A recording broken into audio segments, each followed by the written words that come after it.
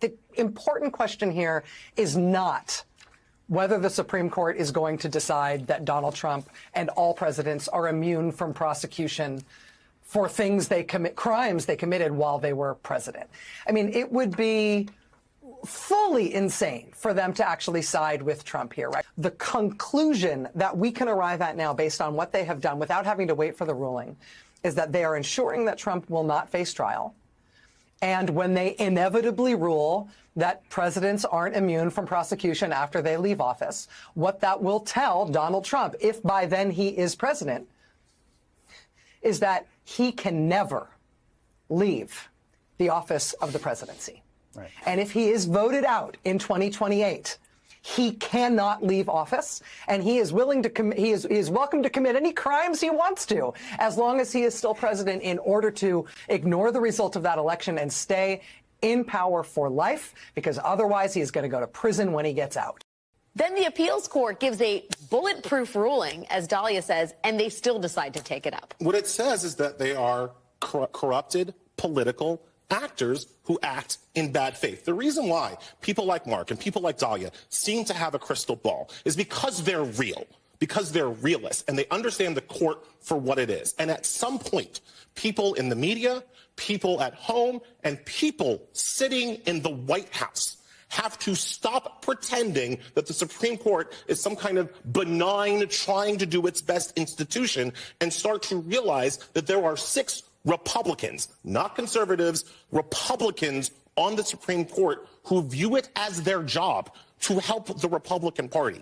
And until we do something about that, until we take away that power, until we draw the line on them there, they will continue to do this. They will help Trump. They will take away abortion rights. They will end affirmative action. They will liberalize gun rights. They will do all of it until we stop them. And somebody needs to start listening in the higher echelons of the Democratic Party, because we will keep losing every day we allow these 6 Republicans in robes to rule over all of us. What's going on, everyone? It's Talks with Kenny here today, and I got a doozy one for you guys. They saw from the intro, leftists are freaking out because Trump's immunity claim got taken up by the Supreme Court. And then the left want to blame a lot of people. They want to blame Merrick Garland, is that his name? Merrick Garland, for not prosecuting Trump earlier. But we all said the same thing. Like, Republicans were saying, yo, why you don't prosecute Trump like a year after he just lost the election? Why are you going to wait all the way until election year to do all this, all these politically charged law tactics? Right? It's like, this is what I'm talking about. Like, humans can't judge intentions, but we can judge actions. Because if you really were pursuing Trump and you really wanted justice, you would have done all these charges, all these investigations on non-election years. You had 3 years of Biden's administration to do all this stuff you're doing right now in 2024. Now you want to be mad that now the Supreme Court decides to take the prosecution, because you start making the prosecutions at 2024. If you guys was doing this 2021, you would have nothing to worry about. But you know, the left don't want to look at what they do, right? And this is my problem with leftists. Y'all want to complain about corruption? Oh, you got 6 Republicans in robes. Well, your idiocy.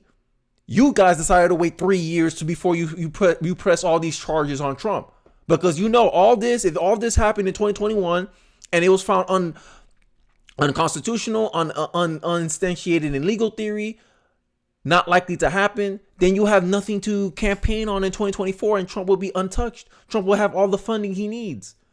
So before you leftists start claiming that this is all political, you made it political in the first place. You decided to weaponize the legal system in the first place. And now you're getting respond in kind, and now you're crying. I don't understand these people, bro. The Supreme Court announced on Wednesday that it'll take up the issue of whether former President Donald Trump can invoke presidential immunity to shield himself from federal prosecutions. The decision was made weeks after the U.S. Courts of Appeal for District Columbia Circuit panel ruled against the immunity case in 2020 election case Donald Trump brought by Jack Smith.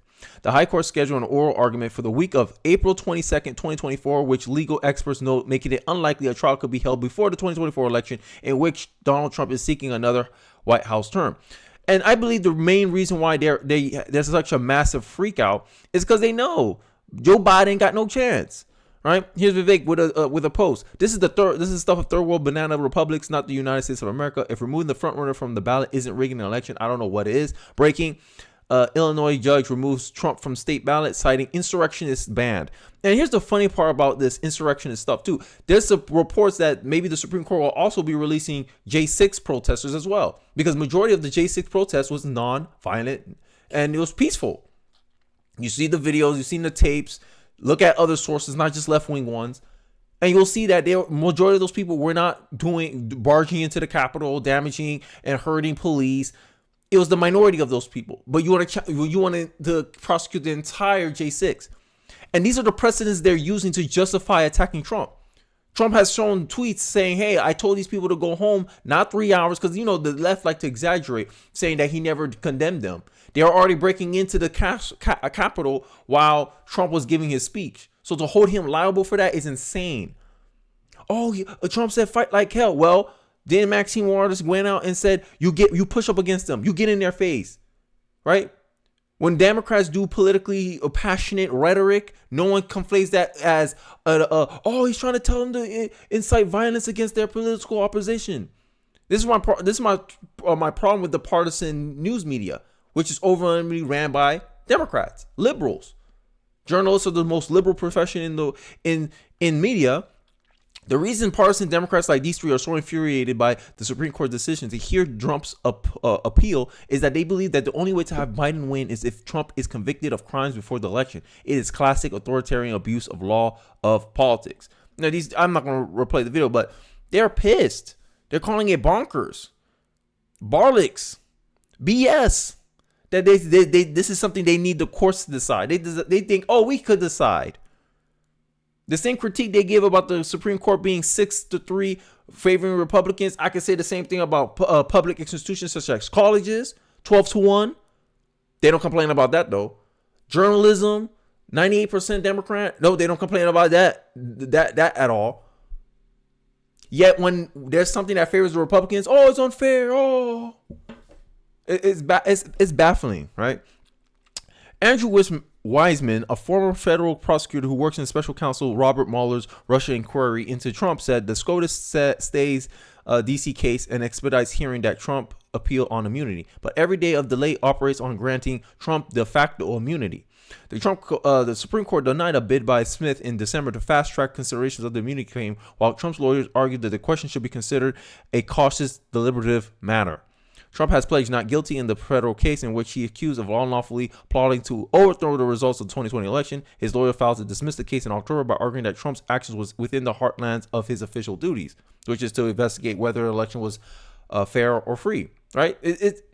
Governors do it all the time. I forgot the Arizona Senate. I forgot her name. The Arizona governor. She oversaw her own election. The one that Carrie Lake ran against. She oversaw her own election. The Democrats don't have any problem with that, but when Trump wants to oversee his own election, oh my God, it's pure hypocrisy here, right? And the Democrats only have their own selves to blame for this, right? And now they want to do prosecutions based on January 6th narratives. Like, it's crazy, right? And before I end off this video, I want to show you a clip that I found hilarious, right? This is Glenn Greenwald, who I like a lot, debunking a lot of the narratives that liberals like to push with January 6th, because really January 6th is what the Democratic left, progressives, and a lot of leftists are using to validate this prosecution against Trump. Let's take a quick look. Was this an attempted coup? Do you guys think this was an attempted coup? Of course it was. Obviously it was. An attempted coup. What is that if not a coup? Coup or an insurrection? Attempted coup. It's an attempted coup. A coup. It's a coup. Definition of a coup. If this were a coup, why didn't Trump order the military to seize control of the power and turn over the election process to him? Why didn't he order the armed factions that form the law enforcement part of the military and the executive branch that serve under his command to do that as well? That's what happens in a coup. That didn't happen here because Trump wasn't trying to perpetrate a coup. On top of that, none of the videotapes that were available was made available to the public except for very deceitfully chosen snippets. And it was only within the last several months that we saw all of the video footage. And what it showed makes a joke of the idea that this was a coup. If he had ordered the military or some other FBI or any of those agencies, the CIA, to go and use violence on domestic soil in order to ignore those court rulings the way people do when they're trying to implement coups, you would have a good argument. He didn't do any of that. He invoked all of his legal rights in the judiciary and in the Congress. He lost and he walked out of the White House on January 20th. He did not have to be dragged out. He wasn't arrested by the military, which is what happens in coups. So much of this is because you only started paying attention to politics in 2016. You only live in the United States. You have no idea about history or anything that happens in other countries. You have no idea what a coup is. And the reason it matters, Destiny, is because if you're going to make arguments, there has to be an important test, which is, do you apply the same principles you're claiming to profess and believe in to cases where it undermines your partisan allegiance and your ideology, not only where it helps it. That's one of the key tests for determining the authenticity of your argument. And so if you don't think the 2020 protest movement was an insurrectionary movement against the United States government, there's no way to claim what January 6th was, especially since Trump could have done so much more to cause a coup that he did not do because that wasn't his aim ever. Oh, my neck! You got knocked the fuck out, man! 2 minutes of straight debunking. Right, and that's the case, and this is why I think a majority of January 6ers are going to get released, because this is a protest. This is a riot at best. This wasn't insurrection. All the arguments that Glenn Greenwald just laid out to debunk this narrative, it's a definition of a coup to you, because you suffer from imagination, leftist, liberal, and this is the problem that we have.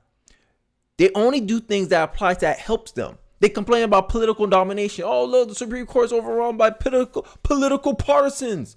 But they don't have that same fire for our education institutions that's pushing DEI crap in our institutions, that's conditioning our youth to have certain left-wing values because they have a 12-to-1 dominance on college campuses, on public education. If you look at the bureaucrats in the Department of Education, overwhelmingly, they donate to Democrat politicians. And you don't think their ideological bias is bleeding into the curriculum that they're supposed to be administrating and overseeing? Just look at what happened in Google. The Google AI Gemini thing confirmed all my beliefs about political bias. That these people are not aware of their political bias, and their political bias bleeds into the very thing they do. And it pushes a left-wing worldview. Now, they don't want to apply those arguments equally. But when it comes to the Supreme Court, when it comes to things that hurt them, now they want to complain. And it seems like they only complain about things where they don't have political dominance on. And this is very Machiavellian tactics. And this is why I don't believe them when they try to grandstand or moralize about what is right or wrong. End of the day, Trump did not incite or insurrection. So all this removing him off of ballots is based on folly. It's based on falsehoods. And that's the truth. That's the reality. That's the facts. If this was a coup, bro, like, how soft of a generation we are that we think a riot is a coup when we didn't think that of BLM, and they caused more property damage than I think the January 6ers ever did. Summer of 2020, Chaz. Y'all forgot about Chaz?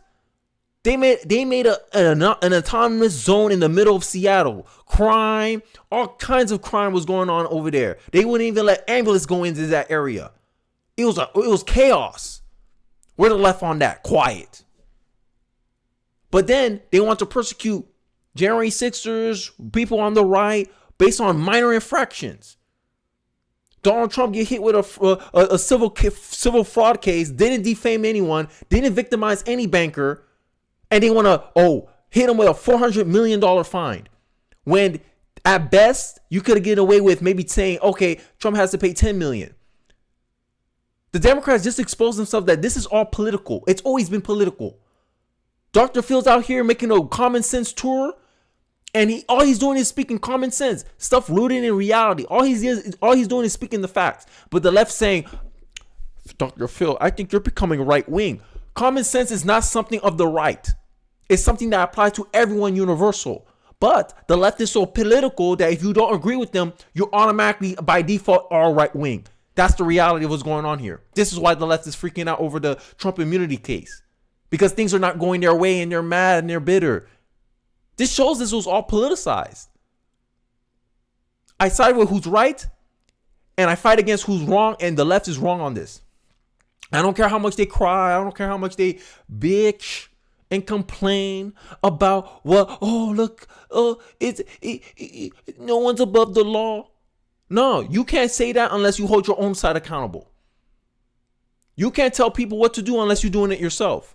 How are you going to tell your neighbor to clean his yard when you don't even clean your yard? And this is the problem with the left.